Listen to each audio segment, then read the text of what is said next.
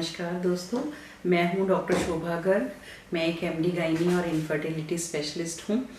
आज मैं आपको 8वें महीने से रिलेटेड बहुत सारी जो मिथ्स हैं उनके बारे में डिटेल में बताना चाहती हूं।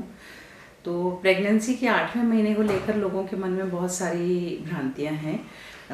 जब हम पेशेंट्स को बोलते हैं कि आप 15 दिन बाद चेकअप के लिए आना, तो उसमें से बहुत सारे पेशेंट्स ये बोलते हैं कि 8वें महीने हमें नहर पार नहीं करनी है या 8वें महीने हमें सफ़र नहीं करना है, तो इसलिए हम दिखाने नहीं आएंगे, जो कि बिल्कुल गलत है। क्योंकि जो हमारी मेडिकल साइंस है उसके अकॉर्डिंग 28 हफ्ते तक आपको अगर आपकी एक नॉर्मल लो रिस्क प्रेगनेंसी है तो 28 हफ्ते तक आपको 1 महीने में एक बार चेकअप करवाना चाहिए। और 28 हफ्ते से लेके 36 हफ्ते तक आपको 2 हफ्ते में एक बार यानी कि 15 दिन में एक बार आपका चेकअप होना चाहिए। और 36 हफ्ते के बाद आपका चेकअप और भी ज़्यादा फ्रीक्वेंटली यानी कि हर हफ्ते 10 दिन में एक बार आपका चेकअप होना चाहिए।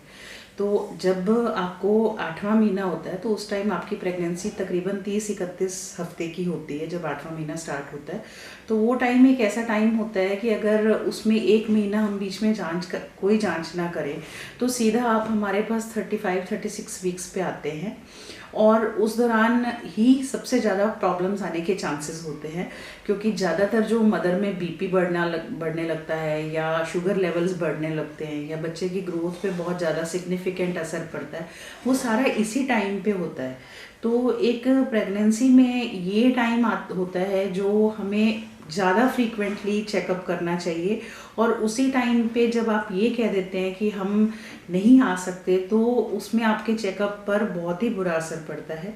मैंने ऐसे बहुत से केस देखे हैं जहाँ पे पेशेंट ने हमसे 28 वीक्स पे चेकअप करवाया, सब सही था, उसके बाद वो बीच में 8वें महीने के कारण नहीं आए और जब वो 9वें महीने में आए तो उस टाइम तक बच्चे की ग्रोथ कम हो चुकी थी, बीपी हाई हो चुका था और कई बार ऐसी स्थिति पहुंच जाती है कि जिसमें कुछ भी नहीं किया जा सकता। कई बार बच्चा अंदर ही खराब हो चुका होता है। तो ये गलती आप बिल्कुल ना कीजिए, क्योंकि समय के अनुसार हमें बदलना चाहिए। पुराने ज़माने में कुछ मिथ्स थी, साइंटिफिक नॉलेज कम थी, तो उस टाइम पे कुछ वहम बन गए।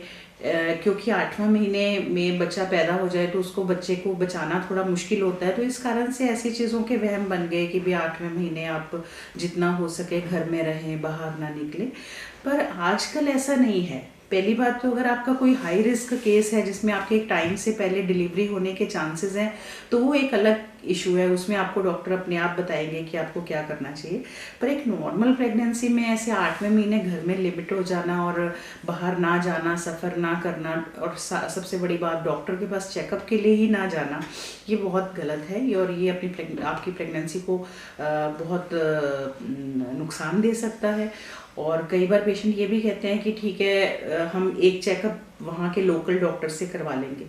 ठीक है, हम इसकी अनुमति दे देते हैं, मगर फिर भी जो आपके डॉक्टर जो आपको शुरू से ट्रीट कर रहे हैं और एक डॉक्टर है जिसके पास सडनली आप 32-33 वीक्स की प्रेगनेंसी में लैंड अप करते हैं, तो वो उतना अच्छा उस क्रमबद्ध तरीके से आपके केस को नहीं समझ सकता जितना आपका ट्रीटिंग डॉक्टर जिसने शुरू से आपका केस हैंडल किया है उसको आपके केस का ज़्यादा पता होता है। तो इस कारण से आप डॉक्टर की सलाह पर विश्वास कीजिए। और ये जो वहम है कि नहर नहीं पार करनी या ये पुरानी चीज़ें हो चुकी हैं, समय के अनुसार आपको बदलना चाहिए। और आशा करती हूँ कि इस जानकारी के बाद आप ये गलती नहीं करेंगे। अगर आपके डॉक्टर आपको बुला रहे हैं तो सोच के ही बुला रहे हैं, तो आप उनके बुलाए अनुसार अपने चेकअप के लिए ज़रूर जाएं। और इसके लिए अपने बड़ों को भी समझाएं, क्योंकि जैसे जैसे साइंस बढ़ रही है हमें भी उसके साथ आगे बढ़ना है, नहीं तो हम इस दुनिया की रेस में बहुत पीछे छूट जाएंगे। धन्यवाद।